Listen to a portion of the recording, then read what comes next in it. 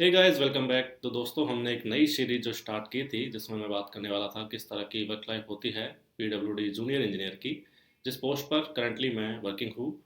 और इसके बारे में आपको थोड़ा डिटेल में बताऊंगा किस तरह की अभी मेरी लाइफ चल रही है, कहाँ पे पोस्टिंग है वो सब। और उसके बाद में मैं आपको बताऊंगा क्या क्या पॉजिटिव साइड्स हैं, क्या क्या नेगेटिव साइड्स हैं, और कुछ तरह के मिथ्स जो हमारे दिमाग में होते हैं कि जॉब इस तरह की होगी उस तरह की होगी, और रियलिटी जो होती है वो वहाँ से कुछ अलग होती है। और ये जगह टू जगह भी वेरी करती है, यानी कि लोकेशन टू लोकेशन वेरी करेगी। अगर किसी और लोकेशन पे है तो वहाँ पे हो सकता है कुछ 19-20 ऊपर नीचे हो जाए, कुछ फैसिलिटीज़ आपको एक्स्ट्रा मिल जाए या कुछ कम मिले। वो डिपेंड करता है जगह के ऊपर, लोकेशन के ऊपर। ठीक। तो करंटली मैं बात करूँ तो मैं होम टाउन में पोस्टिंग हूँ, यानी कि जहाँ पे मैं रहता हूँ वहीं से सिर्फ 5 से 7 मिनट की दूरी पे मेरा ऑफिस है। और सर्कल में मैं बैठता हूँ, यानी कि सर्कल वहीं पे है, डिवीज़न वहीं पे है, सब डिवीज़न वहीं पे है। ठीक है। जहाँ पे सब डिवीज़न की लोकेशन है, यानी कि जो एरिया हमारा लगता है सब डिवीज़न का, वहाँ पे हमारा कोई ऑफिस नहीं है फ़िलहाल। तो हम सर्कल में ही बैठते हैं, वहीं पे हमारा सब डिवीज़न का ऑफिस है। ठीक है। ये तो बात हो गई ऑफिस की। और बात करें तो अभी करंटली 4 से 5 महीने मेरे को हो गए हैं, लगभग 4.5-5 महीने इस पोस्ट पर रहते हुए। तो इस टाइम पे मैंने काफ़ी सारे फील्ड की चीज़ों को एक्सपीरियंस किया है, कुछ ऑफिस एनवायरनमेंट को एक्सपीरियंस किया है।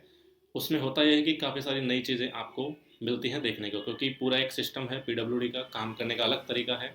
और जब नया आदमी इसमें जाता है सिस्टम में तो उसको कुछ भी पता नहीं होता है। उसको नहीं पता है कि एमपी को भरने का फॉर्मेट क्या होता है। ठीक है। उसको नहीं पता है कि उनसे रजिस्टर क्या होता है, कैसे फिल किया जाता है, ऑब्जर्वेशन शीट क्या होती है, उसको कैसे फिल किया जाता है। तो ये कुछ चीज़ें हैं जो आपको नहीं मिलेंगी। इसके बारे में डिटेल में एक एक करके डिस्कस करूंगा, और हो सकेगा तो कुछ फोटोज़ और वीडियोज़ के थ्रू भी मैं आपको इसको समझाने की कोशिश करूंगा, ताकि आपको क्लियर हो जाए और अगर कोई नया बंदा ज्वाइन करता है तो उसको प्रॉब्लम ना आए। ठीक है। तो ये हमारा टारगेट रहेगा।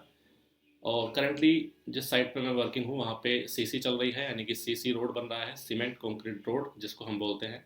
ठीक है। रिजिड पेमेंट की कैटेगरी में आता है। वहाँ से भी मैं साइट की कुछ फ़ोटोज़ और वीडियोज़ आपको ला के देने की कोशिश करूँगा, ताकि आप उस चीज़ को भी समझ सकें। तो अगर कोई व्यक्ति जो है वो ऑफिस जॉब में लगा हुआ है, यानी कि डेस्क जॉब उसने लिया हुआ है as a PWD junior engineer, तो उसको प्रॉब्लम ये आएगी बाद में कि जब वो साइट पे जाएगा या उसका ट्रांसफ़र अगर कहीं और जगह पे हो जाता है जहाँ पे उसको साइट संभालनी है, तो उसके लिए चीज़ें फिर से नई हो जाएंगी। और अगर कोई अभी स्टार्टिंग में ही फील्ड के ऊपर है तो वो फील्ड के ऊपर अपने आप कमांड कर लेगा अच्छे से 1-2 साल में। उसके बाद उसको चाहे ऑफिस जॉब दो, चाहे उसको फील्ड जॉब दो, दोनों पे उसकी नॉलेज होगी। तो ये अच्छी बात है कि अगर आप शुरुआत में ही फील्ड जॉब को ले लेते हैं तो उससे होता यह है कि फील्ड पे आपको काफ़ी ज़्यादा फिजिकल वर्क रहता है। जैसे कल अगर मेरी साइट चली है तो मैं कल पूरे दिन लगभग खड़ा ही था, और वहाँ पे साइट पे खड़े रह के काम करवाना पड़ता है, क्योंकि अगर आप थोड़ा सा भी ढील छोड़ देते हो तो लेबर काम नहीं करती है।